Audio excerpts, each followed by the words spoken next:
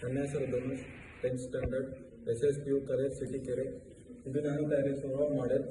ಇದು ಪ್ರಾಣಿ ಜೀವಕೋಶ. ಇದರ ಸುತ್ತಲೂ ಕೋಶಕಗಳು ಇರುತ್ತದೆ. ಇದು ಕೋಶ ದ್ರವ್ಯ, ಇದು ಕೋಶ ಕೇಂದ್ರ. ಈ ಕೋಶ ಕೇಂದ್ರದಲ್ಲಿ, ಈ ಕೋಶ ದ್ರವ್ಯದಲ್ಲಿ ಎಲ್ಲ ಕಣದಂಗಗಳು ತೇಲಾಡುತ್ತಿರುತ್ತವೆ.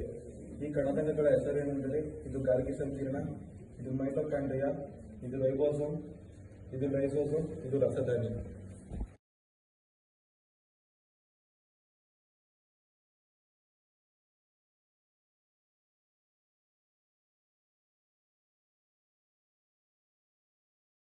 ನನ್ನ ಹೆಸರು ಸಿದ್ದೇಶ್, 10ನೇ ತರಗತಿ ಓದುತ್ತಿದ್ದೇನೆ, SSPU ಕಾಲೇಜ್.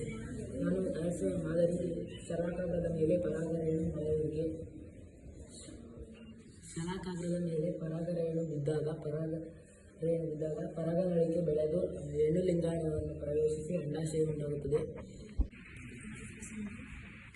SSPU college. ಇದು ತೆರೆದ ಪತ್ರರಂಧ್ರ, ಮುಚ್ಚಿದ ಪತ್ರರಂಧ್ರ. ಇದರಲ್ಲಿ ಕಾವಲು ಕೋಶಗಳಿರುತ್ತವೆ.